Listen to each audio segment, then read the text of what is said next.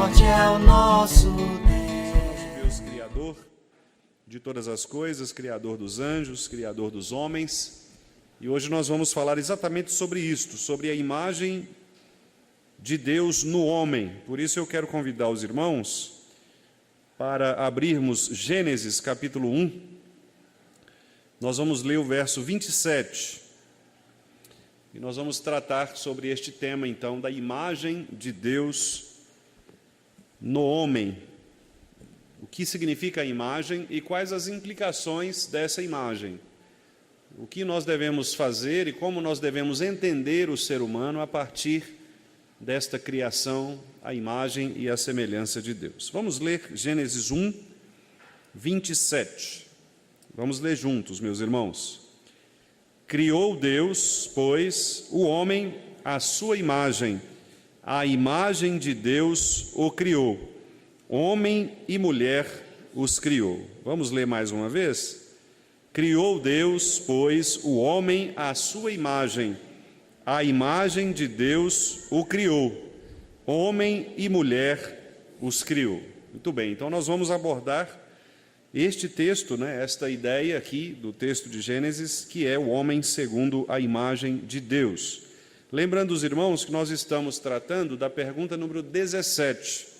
Então eu vou pedir os nossos irmãos ali para projetar a pergunta 17, e nós vamos também fazer a leitura da pergunta e da resposta 17 do Catecismo Maior, que trata exatamente destas características, de acordo com as quais Deus criou o homem.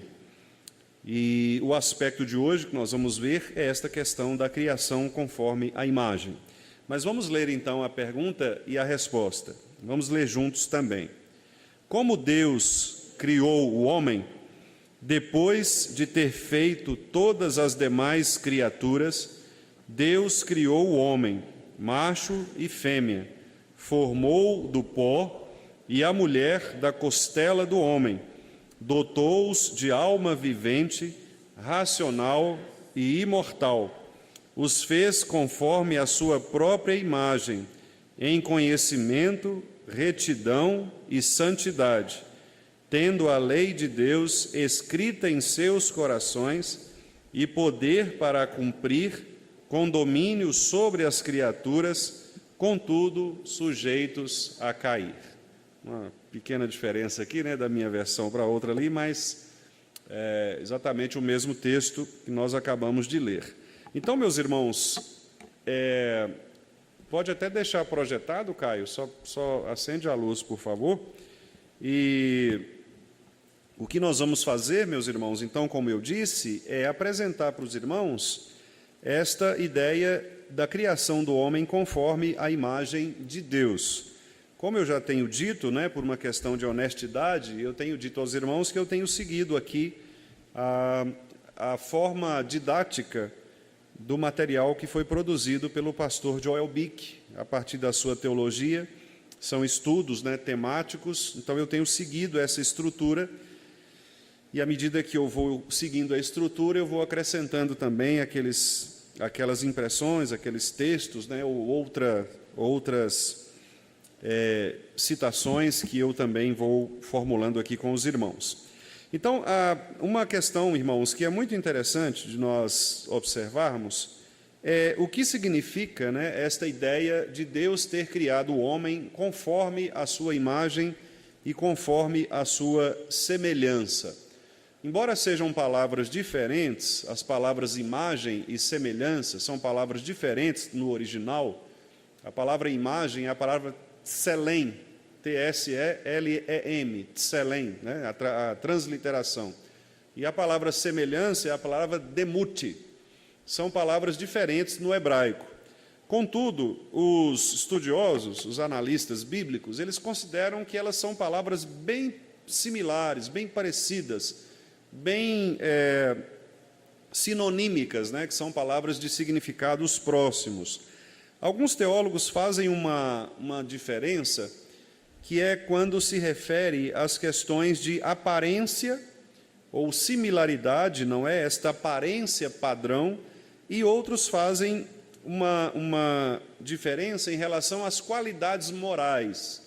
Então, na verdade, o que o texto diz sobre imagem e semelhança nada mais é do que dizer que o homem foi criado numa perspectiva conforme as condições morais de Deus, as qualificações morais de Deus.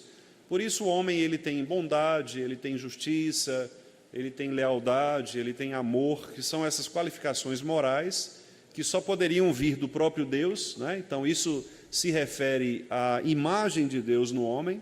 Deus impregnou no homem seus atributos, suas perfeições, mas também tem uma questão relativa à semelhança.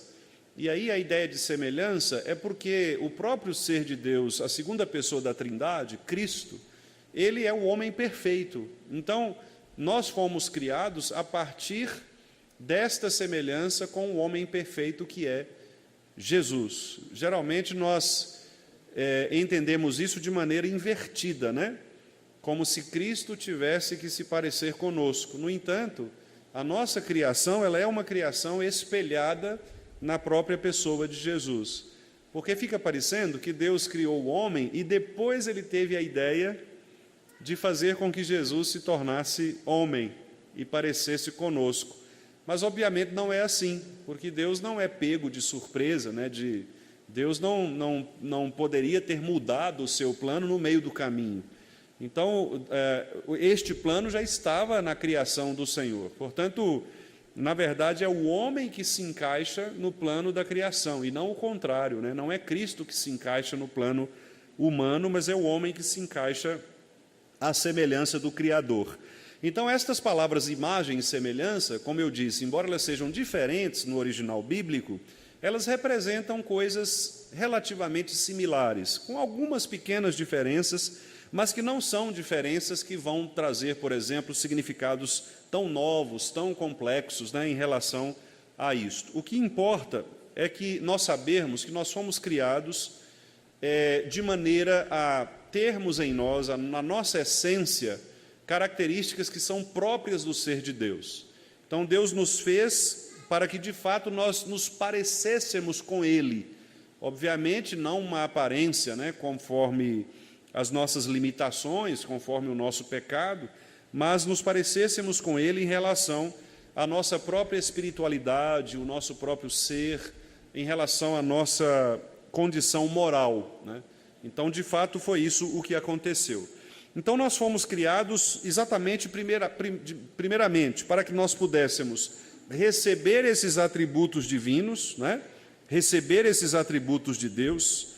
Fomos criados para adorar a Deus, porque somente um ser criado conforme a semelhança de Deus entenderia o propósito de quem é Deus. Então, nós fomos criados para adorar a Deus, e por isso a questão da imagem, ela é tão significativa, né, que Deus, inclusive, proíbe que nós façamos imagens a respeito dele no segundo mandamento, exatamente porque o que aconteceu foi o inverso. Deus nos criou à sua imagem. Deus não nos dá autorização para nós criarmos um Deus ou deuses à nossa imagem. Então, é o inverso. Por isso que é tão pecaminoso a quebra do segundo mandamento, porque a quebra do segundo mandamento, ou seja, qualquer tipo de projeção que nós fazemos a respeito de Deus, isso se torna pecaminoso porque nós estamos invertendo a ordem da criação. Foi Deus quem nos criou à sua imagem, e não nós que devemos criar deuses à nossa imagem, de acordo com a nossa perspectiva. E isso, inclusive, tem implicações teológicas, né? Porque, por exemplo, quando nós pregamos, quando nós ensinamos um Deus que não é o Deus da Escritura, nós estamos criando imagens falsas também a respeito de Deus, né? E esse é um grande problema. Quando uma pessoa ensina uma heresia, algo que não pertence a Deus, ele está quebrando também o segundo mandamento, porque, queira ou não queira, ele está criando uma imagem de Deus para as pessoas, ou até para ele próprio, que não é aquilo que Deus é de fato. Então, pensar coisas a respeito de Deus, afirmar coisas a respeito de Deus que não pertencem a Deus, é uma quebra do segundo mandamento, né? Porque é uma inversão desta criação humana conforme a imagem do Senhor. Então, Deus nos criou para que nós possamos entendê-lo, para que nós possamos compreendê-lo, não é?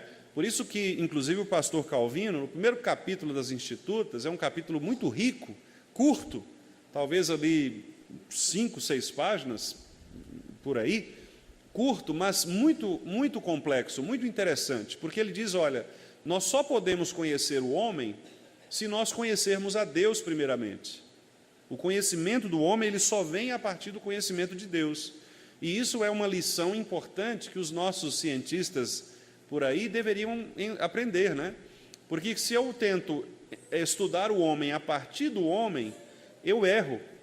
Porque nós não somos seres autônomos, né? Nós não somos seres que aparecemos do nada, nós somos criados, e criados por um Deus inteligente, por um Deus soberano, por um Deus sábio.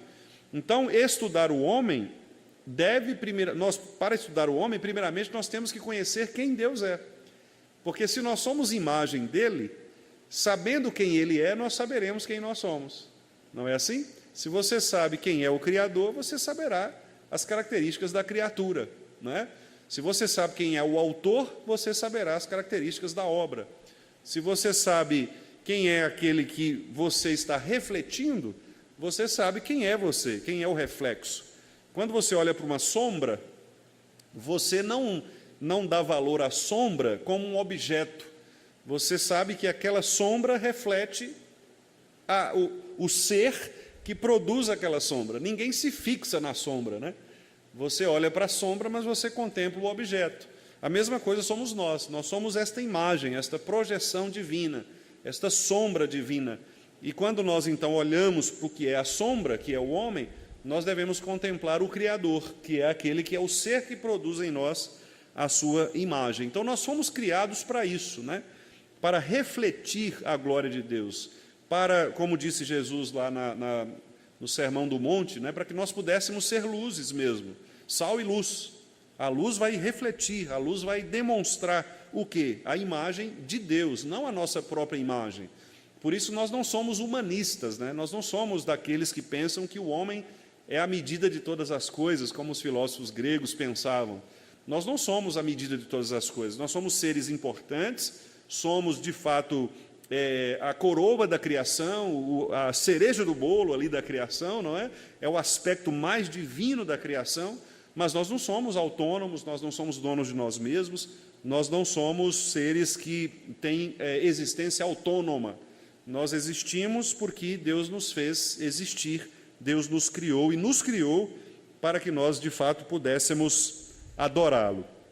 Pastor Joel Bick, ele cita aqui um teólogo chamado Berkouwer, teólogo que viveu no século XX, faleceu quase que recentemente, né, se a gente for pensar do ponto de vista da história, já na década de 90, 1996, e o Berkouwer, ele tem algumas obras muito interessantes, inclusive um livro muito bom a respeito do Espírito Santo, e ele fala assim a respeito do homem, né, da criação do homem, ele diz assim: a criação do homem, a imagem de Deus, está muito diretamente relacionada à proibição de imagens, pois nas imagens de adoração, o homem entende de modo totalmente errado as intenções de Deus e não percebe mais o significado de sua humanidade em sua comunhão com Deus.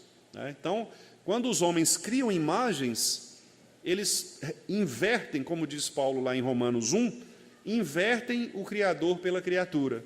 Então, o homem se torna o Criador e o homem produz um Deus à sua imagem. Então, quando nós queremos que Deus responda aos nossos anseios, sem antes conhecer quem Ele é, nós estamos projetando um Deus falso, um Deus conforme a nossa imagem.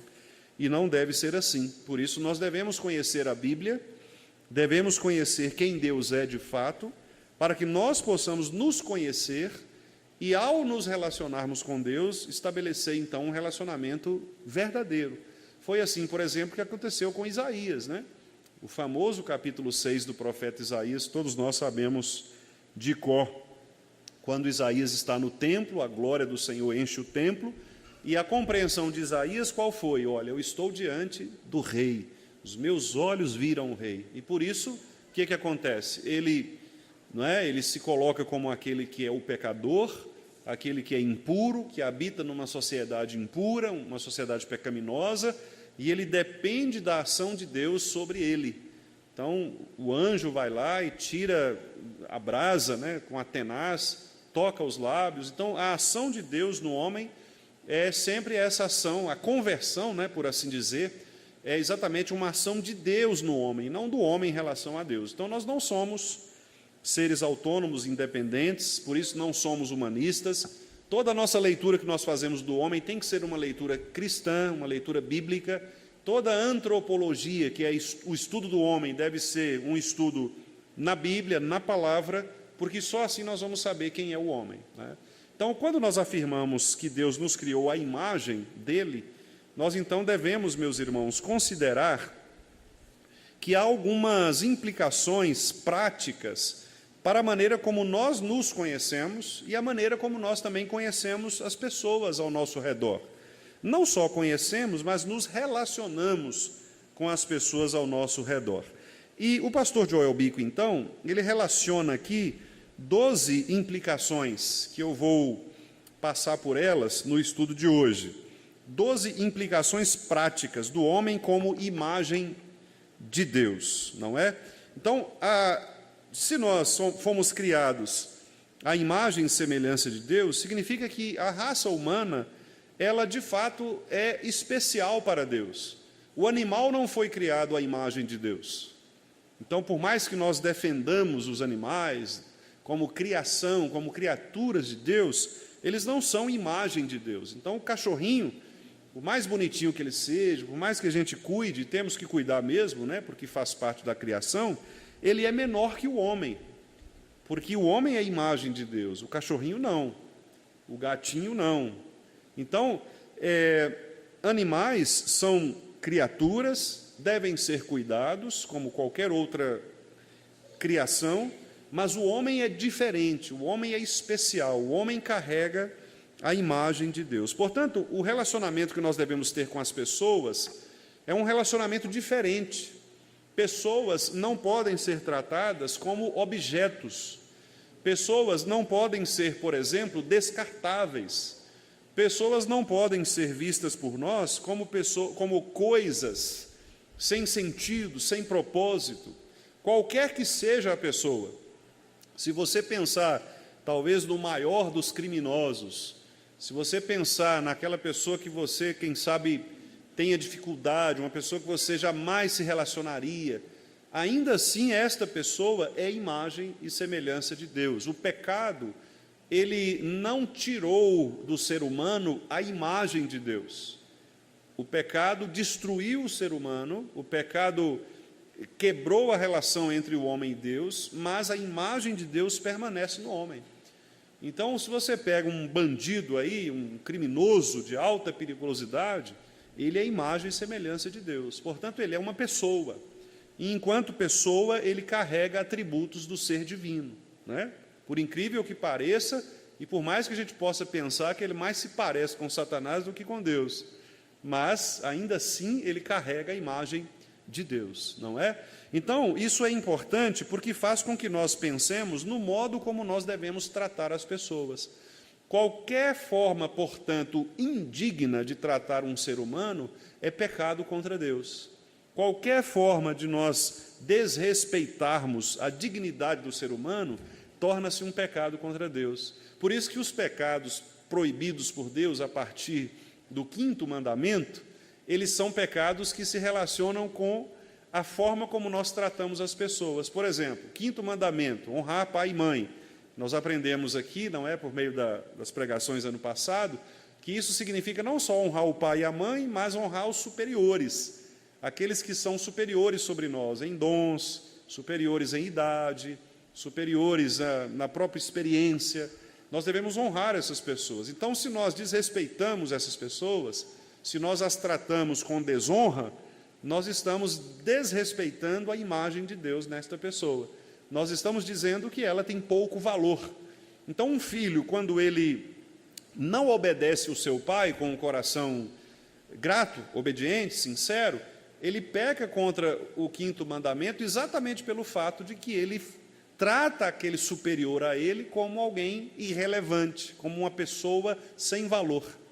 Quando nós tratamos alguém que é superior a nós em dons, em talentos, em posição, nós também quebramos o 5º mandamento, porque nós estamos entendendo que aquela pessoa não possui nela própria a dignidade que foi dada por Deus. E lembra do que Paulo falou lá em Romanos 13? Paulo falou que toda autoridade é constituída por Deus, toda.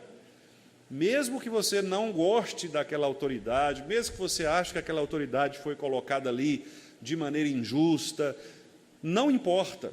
Mesmo que você não tenha um relacionamento agradável com aquela autoridade, não importa.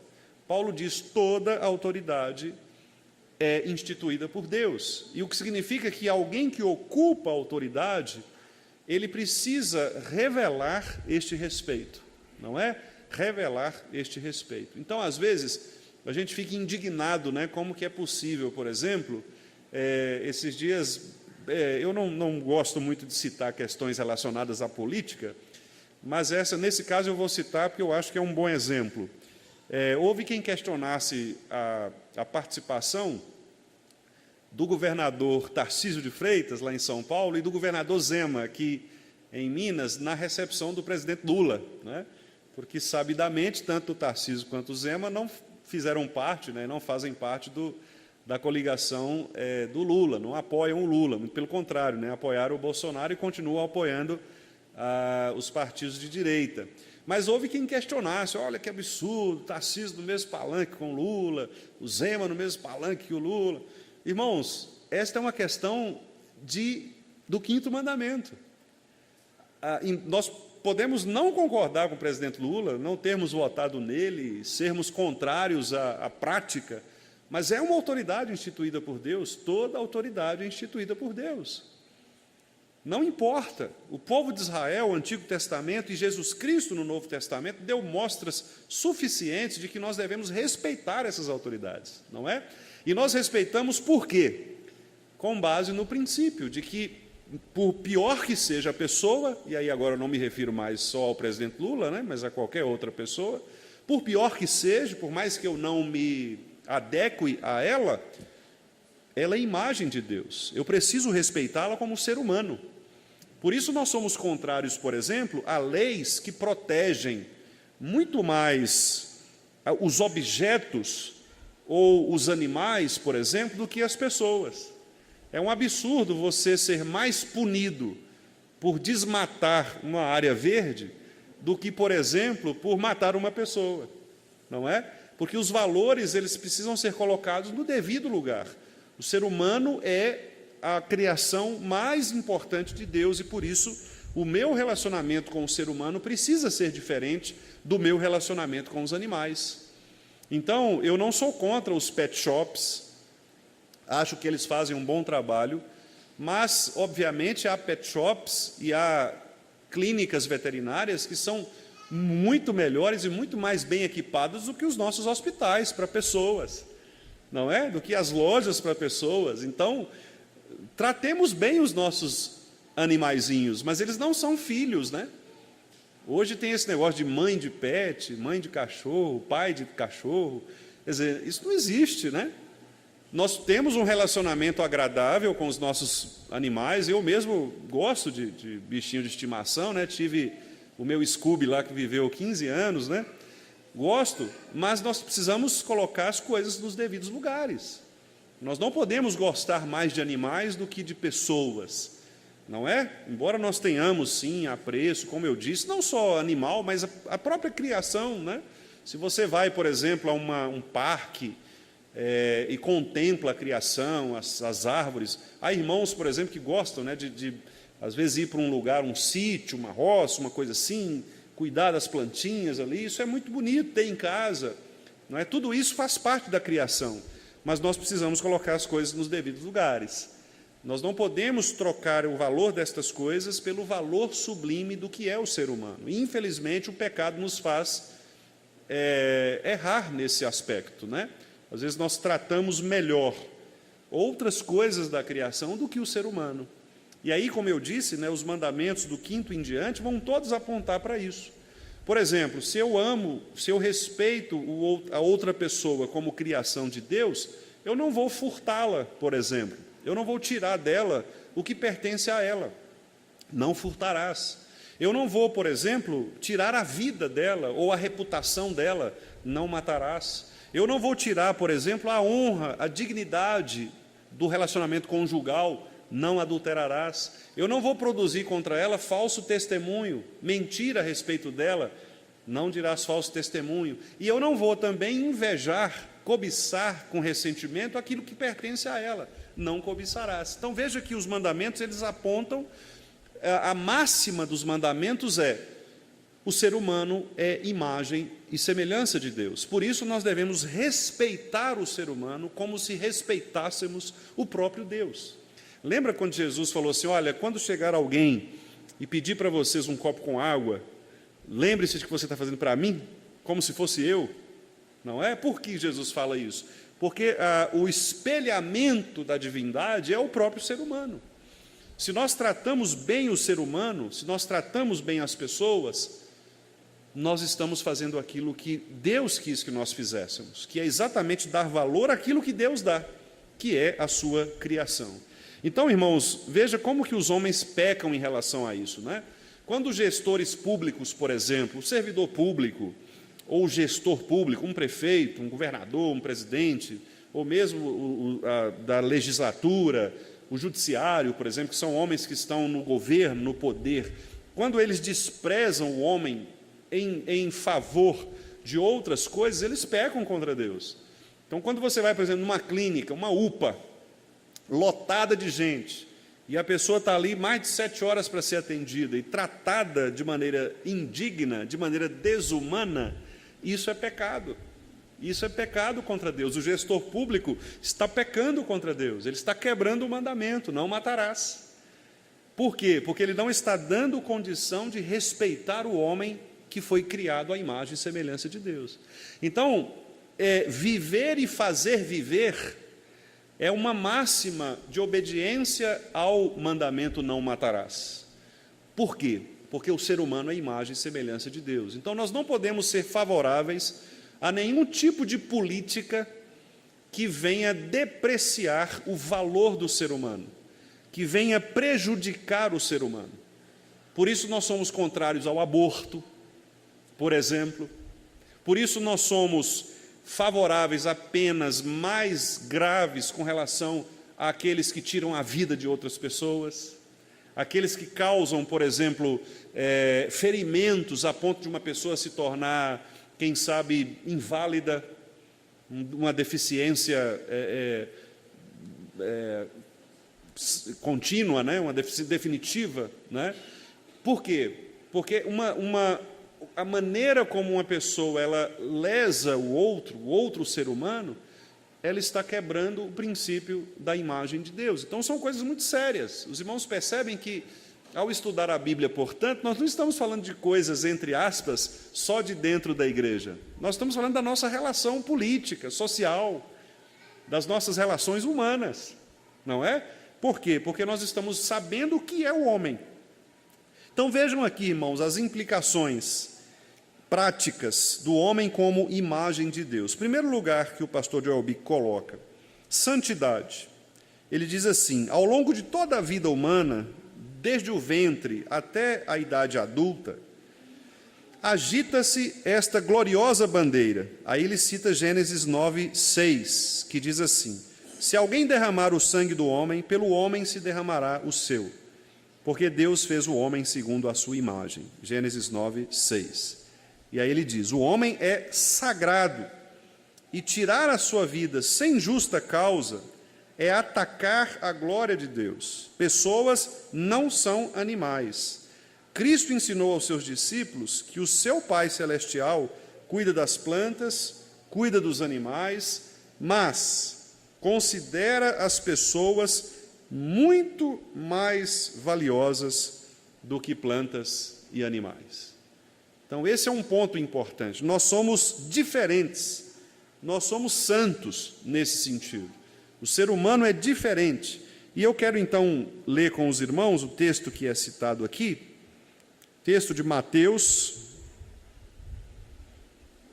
capítulo 6, versículo 26. Texto também que os irmãos conhecem bastante, em que Jesus fala a respeito da necessidade que temos, né, de confiar nele e de não andarmos ansiosos pelo que havemos de beber ou vestir, comer. Vamos ler o 26, Mateus 6, 26. Vamos ler juntos. Observai as aves do céu, não semeiam, não colhem, nem ajuntam em celeiros. Contudo, vosso Pai Celeste as sustenta. Porventura, não valeis vós muito mais do que as aves? Então, esta é uma pergunta feita por Jesus, que é uma pergunta, nós chamamos de pergunta retórica, é aquela pergunta que é feita para que a pessoa demonstre que ela já sabe a resposta. Todo mundo vai dizer, sim, claro, nós valemos mais do que as aves. Então, é como se Jesus dissesse, então, por que vocês estão preocupados? Vocês valem mais do que os animais. Então, o próprio Senhor Jesus mostra que, embora nós devamos gostar dos nossos animaizinhos, é pecado jogar veneno para gato também, né? É pecado, não façam isso, matar gato envenenado, pombo, né? Não matem a criação, exceto os animais que são peçonhentos, né? Barata, escorpião, aí lacraia, né? Isso aí você pode matar porque vai causar mal para a sua vida. Mas esses coitados aí que estão enfeitando o mundo, embelezando as coisas, não precisa você matar, né? Então, entendamos isto. Nós somos diferentes. O ser humano é santo. Ele é separado da criação. Segundo lugar, irmãos, espiritualidade. Santidade primeiro, agora espiritualidade. Pastor Joel Bick diz assim, olha, Deus é espírito, como nós sabemos lá de João 4, 24, né? E ele coloca assim, o homem criado à imagem de Deus reflete essa espiritualidade como um ser feito para adorar e buscar a glória de Deus. O homem tem um aspecto espiritual e religioso em sua vida, que não pode ser reduzido às interações de mera energia ou matéria. Então, quer dizer, isso mostra que o ser humano é um ser religioso, né? As pessoas tentam tirar esta sacralidade, esta religião do homem, mas não conseguem. Os irmãos podem ver que toda cultura, todo mundo acaba refletindo um pouco do que é ser religioso. Mesmo que a pessoa não adore ao Deus cristão, mas ela está sempre adorando alguma coisa, buscando algum Deus, algum tipo de cerimônia religiosa, algum tipo de religiosidade, porque isso faz parte do ser humano. Nós não somos materiais, nós não somos só objetos, né? Nós somos seres que também temos ou expressamos as nossas crenças, a nossa fé. Então, isso faz parte também de o homem ser imagem de Deus. Nós somos seres espirituais. Nós não somos apenas seres materiais. Somos seres espirituais. Terceiro lugar, a racionalidade. Santidade, espiritualidade e racionalidade. O que é isso? Significa que o homem, assim como Deus, é um ser pensante. Deus é um ser sábio, não é? Lá em Provérbios, muitas vezes, Salomão fala a respeito disso, da sabedoria divina. Paulo fala que a nossa sabedoria não é como a sabedoria de Deus, mas nós temos sabedoria, porque o homem foi criado pensante, pessoal. Aqui mesmo em Gênesis, né, na criação, no relato da criação, Deus ele dá ao homem a capacidade, por exemplo, de nomear a criação. Ora, como é que Adão nomearia a criação se ele não fosse um ser pensante, um ser inteligente? Obviamente, para ele dar nome às coisas, ele precisava pensar, precisava conectar, refletir sobre as coisas, né? Filosofar. Né? Então, o aspecto filosófico, o aspecto especulativo, racional, mental, o homem que pensa, que raciocina, que escolhe, que fala, um homem que age, que tem poder de decisão, todas estas coisas têm a ver com a imagem de Deus no homem. Então, nós devemos agradecer ao Senhor, porque nós somos seres que também, diferentemente dos animais, somos capazes de ir além, de criar, de dinamizar a vida. O João de Barro, por exemplo, a gente fica impressionado como que ele faz a casinha, né? Lá em casa mesmo tem um casalzinho de rolinha, e eles estão tentando fazer um ninho, e eu já expliquei para eles, mas eles não entendem. Porque eles estão fazendo um ninho num lugar onde tem um toldo assim, né? Só que o lugar é muito estreito. Então eles levam lá, pega as plantinhas lá e vai juntando, só que cai, entendeu? Aí de vez em quando tem um ovinho lá quebrado em cima da mesa, né? Porque não tem o espaço. Eu estou tentando conversar com eles, mas eles não conseguem entender, porque eu estou com dó, né? Eu estou querendo tirar eles lá para pôr num lugar adequado. A gente acha bonito isso, como que a criação ela manifesta. Você vê um formigueiro, né? O formigueiro é uma das engenharias mais complexas, né? Quem já viu, já teve curiosidade de pesquisar sobre isso, tem formigueiros absurdamente profundos, né? E não desabam, como as nossas minas, por exemplo, aí, né? Desabam.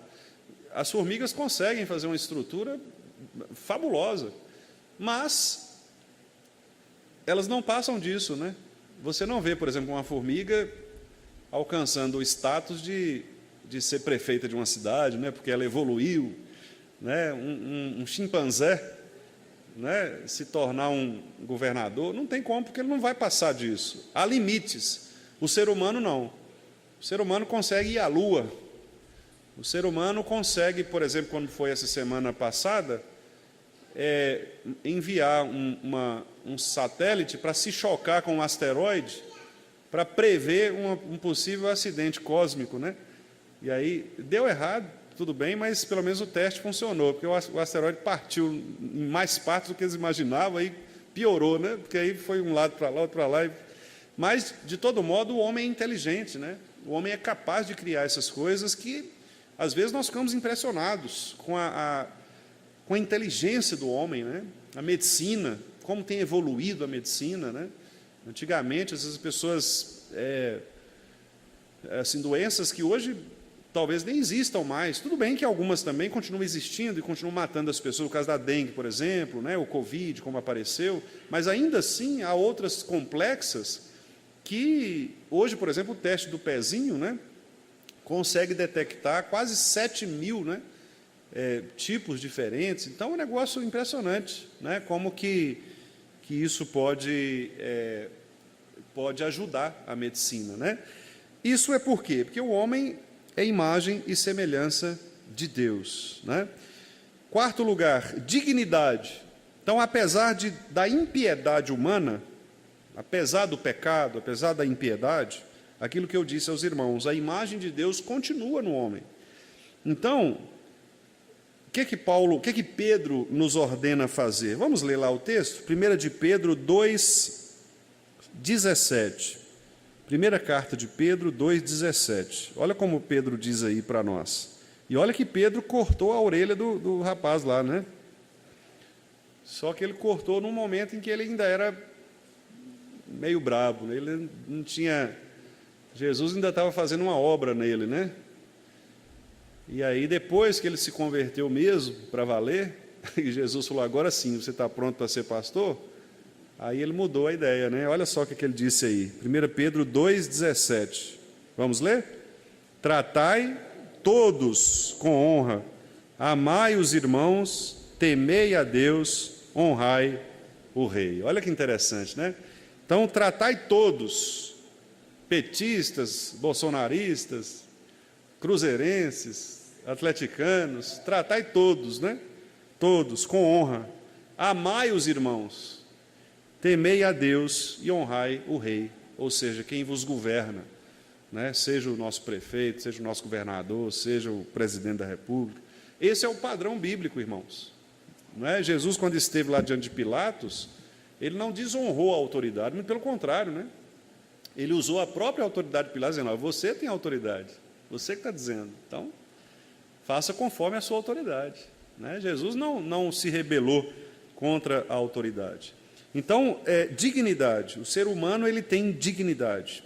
Diz o pastor Joel Bick aqui o seguinte, ao usar a palavra honra para nosso dever em relação a todos os homens e ao rei, Pedro sutilmente nos lembra que toda a humanidade, até mesmo o mais pobre, tem a mesma razão básica para receber a honra, porque todos nós somos portadores da imagem de Deus. E aí ele nos lembra aqui um texto muito interessante, que é o texto de Provérbios 14, 31, que diz assim: o que oprime ao pobre insulta aquele que o criou. Olha que interessante, né? Então, veja que a opressão aos pobres, aos menos favorecidos, é uma desonra ao próprio Deus, né? Então, eu repito, um gestor público que desonra aqueles que são mais pobres, ou que não favorece a estes, dentro de políticas que sejam políticas corretas, bíblicas, adequadas, ele peca contra Deus, né?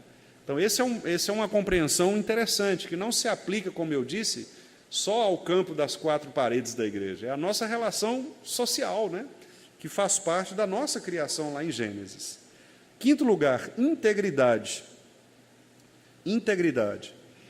Ele diz aqui o seguinte: por esse termo, não nos referimos à integridade moral, mas à singularidade integrada da natureza humana, ou seja, podemos falar das partes do homem e distinguir aspectos da imagem de outros, mas devemos nos lembrar que Deus criou o homem como um ser inteiro à sua imagem. Ou seja, nós não somos uma fragmentação. Por exemplo, nós não temos uma disputa entre razão e emoção, ou uma disputa entre razão e fé, entre coração e obediência. Não, nós somos integrais. Por isso que o pecado ele vem e rouba de nós esta integralidade. Por exemplo, quando nós queremos adorar a Deus apenas espiritualmente, mas não com o nosso corpo ou com a nossa mente. Lembra quando Paulo diz assim, que nós devemos cantar com a mente, orar com a mente, né? Por que orar com a mente? Porque Paulo sabe que as orações elas tendem a ser manifestações mais emotivas de nossa parte, mais afetivas. Mas Paulo diz, olha, a sua mente não está desconectada da sua emoção. Por isso que nós não devemos cantar, por exemplo, sem saber o que nós estamos cantando. O cântico pode ser até muito melodicamente atraente para nós, mas se ele estiver dizendo uma mentira, uma falsidade, uma heresia, nós não podemos cantar. Por mais que eu goste da melodia, ache bonita, e às vezes é mesmo, eu não posso cantar. Por quê? Porque nós somos integrais. Nós não podemos oferecer a Deus um tipo de adoração fragmentada, né? Nós não somos só uma coisa, nós somos tudo isso, nós somos corpo, alma, nós somos razão e emoção, né? Então, o nosso culto ele tem que ser um culto racional, mas um culto também afetivo. Não é aquele racionalismo frio, aquela coisa mecânica que você... Não, eu preciso expressar emoção, mas uma emoção controlada pela compreensão. Não é uma emoção como você está, por exemplo, num estádio de futebol, torcendo pelo seu time, aquela coisa maluca, né? Que você está... Não, uma emoção controlada. Você se emociona, mas você se emociona porque você entendeu o contexto no qual você está. Não é? Então, e olha como que o pecado ele é cruel, né, meus irmãos? Porque ele rouba da gente isso. E ele sempre nos leva para extremos, né? Então, às vezes, por exemplo, a pessoa ela é fanática demais, aí aquele culto só emocional, né? A pessoa chora, grita, pula, faz capoeira, tal, fala tudo quanto é coisa, porque é só emoção. Ou então o outro lado, né? Aquele culto, aquele negócio que se a pessoa coçar aqui, já tem outro olhando, achando que ele está levantando a mão, né? Pentecostal. Assim, porque nós somos assim, né? Nós temos essa tendência de radicalizar, né? E o equilíbrio ele é muito importante, porque nós sabemos que as expressões de emoção diante da presença de Deus, elas são reais, mas elas são controladas pelo entendimento. Lembra que quando João, por exemplo, se caiu diante da presença de Cristo, da visão que ele teve lá na ilha de Patmos, o corpo de João manifestou a presença de Deus, tanto que ele caiu, ele falou, eu caí como morto. Mas veja, ele não fez aquilo motivado por uma emoção produzida, falsa. Ele fez aquilo por uma compreensão real da presença de Deus. Não é? Então, esse equilíbrio ele é fundamental. Mas o pecado, repito, né, ele rouba da gente isso e nos leva sempre para extremos e perigosos. Então, integralidade. Igualdade, sexto lugar. Ele diz assim, considerando que a dignidade da imagem divina nos foi dada aos nossos primeiros pais, como nós lemos lá em Gênesis 1, 27, ela pertence aos dois gêneros, masculino e feminino. Então, o homem não pode ser machista. Hoje a gente fala muito de feminismo, né? Mas o contrário do feminismo, que é igualmente pecado, é o machismo. Machismo é o feminismo às avessas. E é tão pecaminoso quanto aquele homem que acha que vai ganhar no grito, que a mulher é um objeto, que a mulher tem que fazer o que ele quer. Não é isso que a Bíblia ensina, né? Questões étnicas, um povo que se acha superior a outro povo, classes sociais, por exemplo, ricos que exploram os pobres porque se acham mais poderosos, qualquer tipo, né, de tratamento desigual. Nós temos que nos lembrar que todos nós somos criados igualmente. Então, os crentes, por exemplo, têm que ser contrários ao racismo. O racismo é pecado, mas ele é pecado não é porque a esquerda diz para nós que não deve haver racismo, ou exagera nessa bandeira, nessa pauta. Ele é pecado porque não há uma raça mais santa, mais pura do que outra. Todos nós somos humanos, todos nós fomos criados à imagem e semelhança de Deus. A cor da pele não pode ser distintivo para que eu trate com respeito uma pessoa, seja ela amarela, azul, preta, branca, o que for. Isso não pode fazer diferença. Não é porque é um homem ou uma mulher, ambos têm que ser tratados com dignidade. Então nós temos que ser contrários a isso, ao sexismo, ao classismo, que é exatamente diferenciar as pessoas por posição social, não é? Jesus diz lá, se um pobre andrajoso, que é o termo que aparece lá na nossa revista atualizada, entrar na igreja e você der preferência para o rico, você está pecando. Então, o camarada chega aqui todo bonitão, todo internado e tal, geralmente ele é tratado diferente. Se chega um outro, coitado, com um chinelinho raspando, todo sujo, todo mulambento, às vezes não deixa nem entrar. Nós não temos isso? O pecado faz isso na gente. O pecado faz a gente olhar para um cidadão bem vestido de um jeito diferente do que o cidadão morador de rua. Isso é o pecado que faz isso. Mas tanto o morador de rua, coitado, que está ali numa condição que às vezes ele não escolheu, há alguns que escolhem, inclusive pelo pecado, se entregam a situações pecaminosas e chegam àquela situação. Nós sabemos disso. Mas há aqueles também que não gostariam de estar, mas estão naquela condição. E o nosso olhar para essas pessoas é diferente, meus irmãos, do olhar para uma pessoa de uma classe social diferente. E não deve ser assim.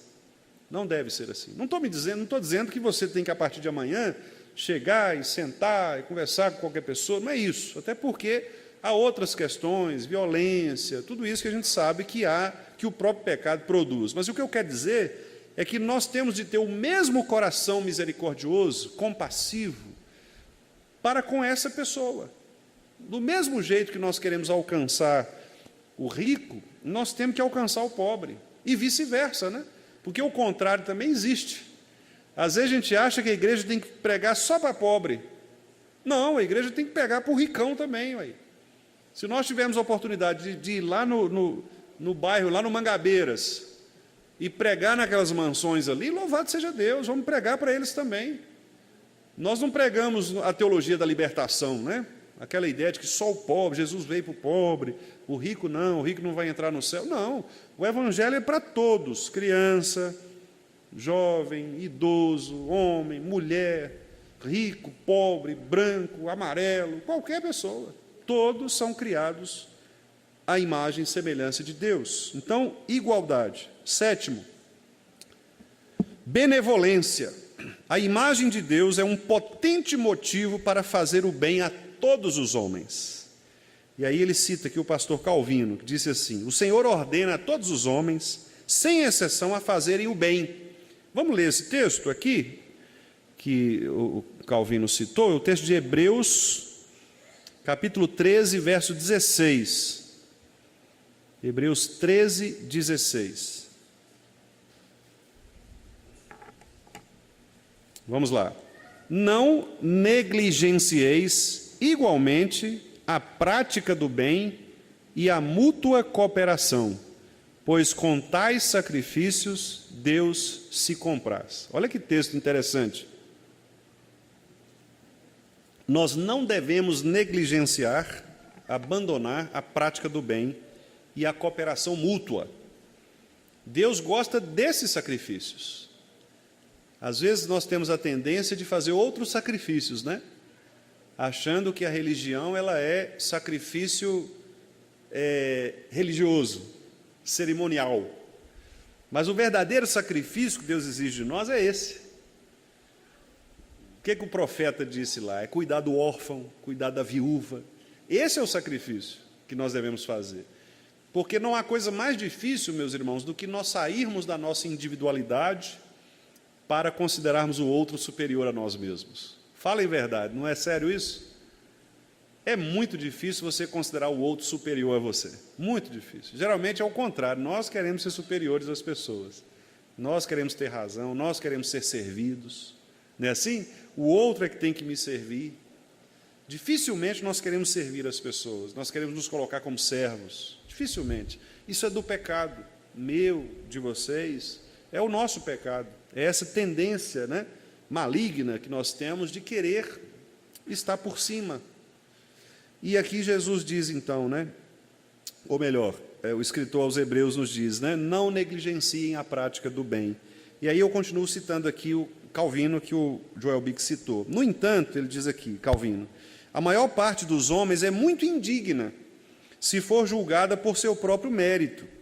Mas aqui a Escritura nos ajuda da melhor forma, quando ensina que não devemos considerar que os homens tenham merecimento próprio, mas olhar para a imagem de Deus neles, em todos os homens, a qual devemos toda honra e amor. Olha que interessante.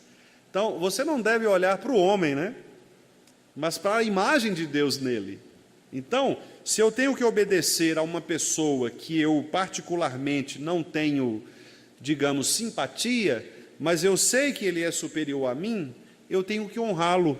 Se eu não vou honrá-lo pelos méritos dele, eu tenho que honrá-lo porque ele é a imagem e semelhança de Deus. Esse é o padrão, portanto, né?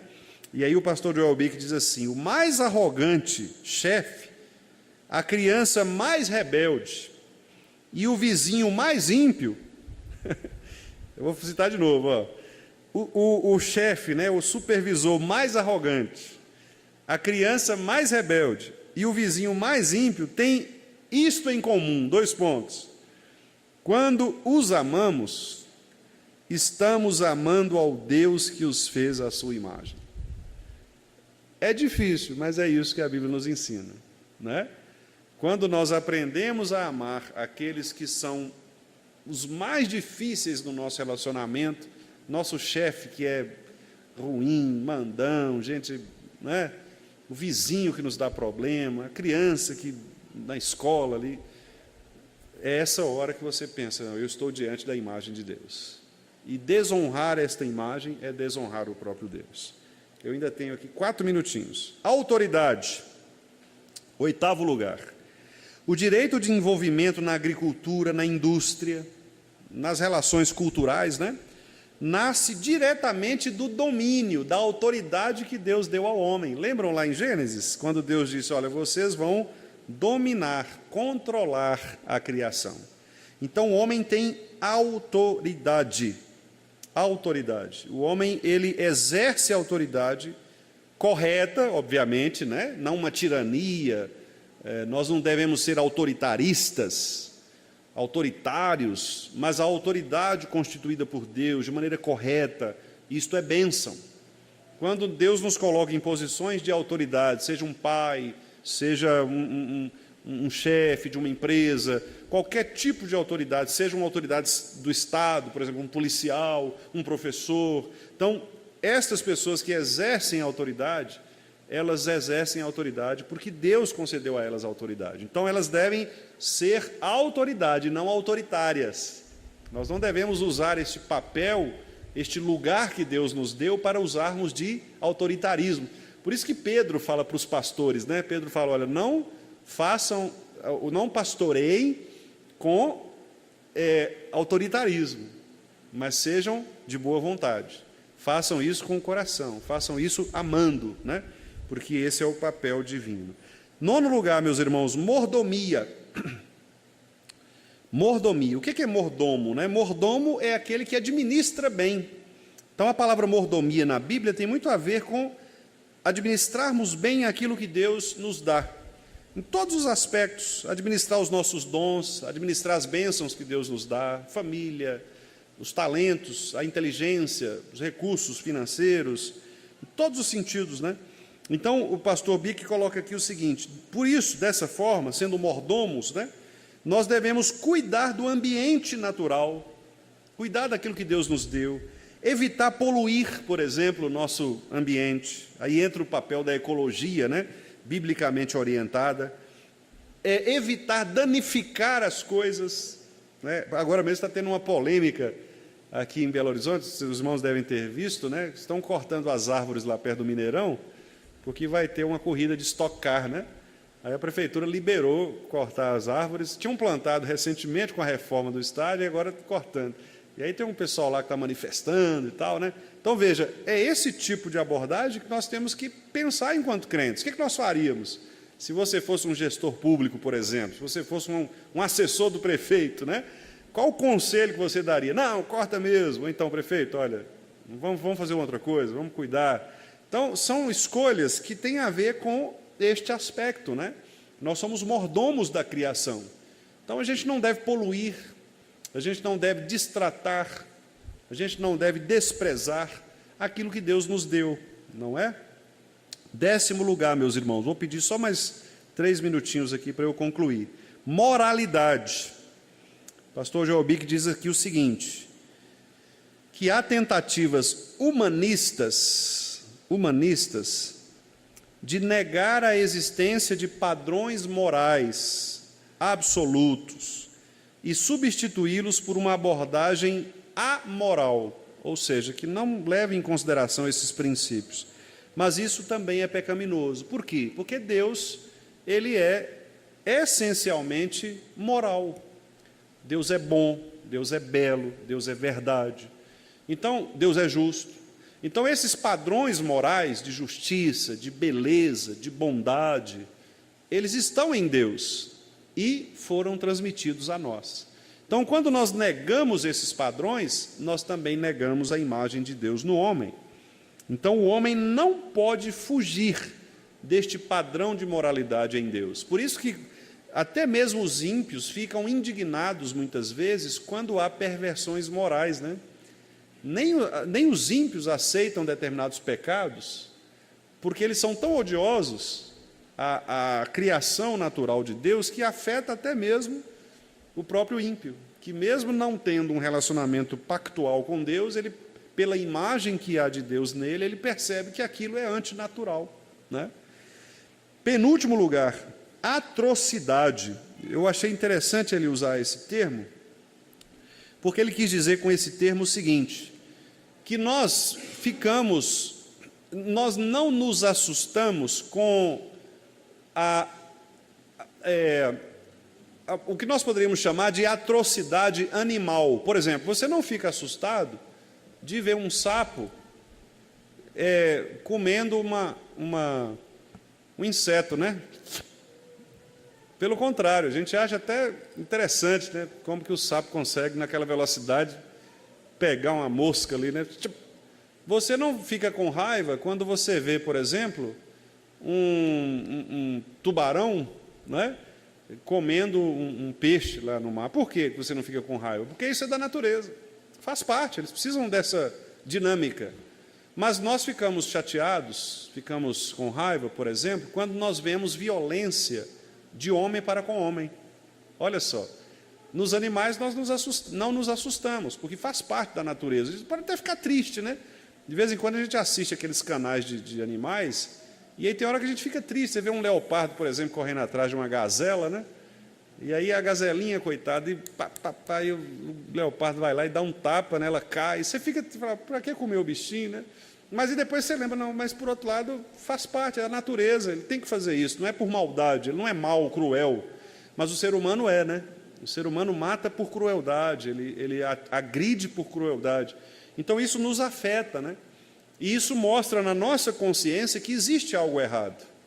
Então, quando você vê, por exemplo, uma pessoa tramar o assassinato de outra, né? Por exemplo, a Susana von Richthofen foi libertada e voltou para a faculdade, né? Agora está fazendo o curso de Direito. E a intenção dela, segundo as colegas lá, é se tornar ministra do STF. Não acho difícil isso acontecer, não. Não acho difícil. Está vendo? Os irmãos reagem assim, por quê? Porque não faz parte. Você fala, não é possível. Uma pessoa que foi condenada por matar os próprios pais, por tramar uma situação, né? E agora está aí livre, leve, solta, fazendo um curso, planejando chegar a um lugar. Aí você pensa, pastor, mas a gente não tem que perdoar as pessoas? Sim, meus irmãos, mas isso não tem nada a ver com a instituição bíblica, que é a punição pelo pecado, não é? O próprio Cristo foi punido pelo nosso pecado. Então, justiça não significa dizer conivência, são coisas distintas, né?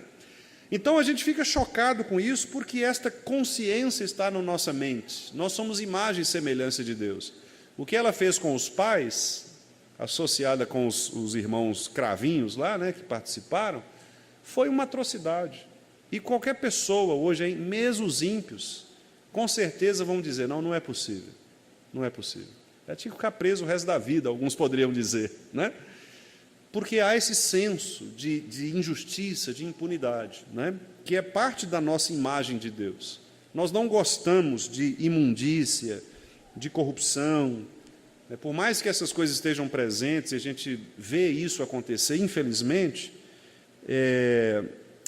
isso atinge, né? Até mesmo os ímpios não conseguem conviver com isso de uma maneira tão assim, tão obscena, né? tão promíscua, né?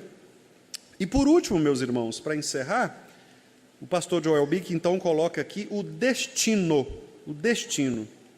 E ele, com relação ao destino, ele diz o seguinte: criado à imagem de Deus, o homem existe para a glória de Deus. O significado disso é múltiplo, mas temos visto que um fio de ouro que atravessa tudo isso é a ideia de filiação. Deus nos fez para que nós o conhecêssemos, tivéssemos comunhão com Ele, que nós o obedecêssemos e o honrássemos como seus filhos, criados para adorá-lo. Então ele diz aqui, Deus quer que nós o glorifiquemos, Deus quer nos salvar dos nossos pecados, Deus quer, de fato, que nós nos dirijamos, né, ao destino que por Ele foi traçado por nós. E aí a frase final dele é: esse destino é inevitável. Então, tanto o destino daqueles que são alcançados pela graça, quanto o destino daqueles que são rejeitados para a condenação. O destino do homem é inevitável. Aqueles que são salvos serão salvos. Os que forem condenados serão condenados. Então, isso também faz parte da imagem de Deus no homem. Santidade, espiritualidade, racionalidade, dignidade, integridade, igualdade, benevolência, autoridade, mordomia, moralidade, atrocidade e destino. São essas 12 implicações, 12 características que são colocadas aqui como sendo próprias do homem criado à imagem e à semelhança de Deus. E Deus nos abençoe, meus irmãos. Apesar do nosso horário um pouquinho avançado, eu pergunto aos irmãos se há alguma pergunta, algum comentário.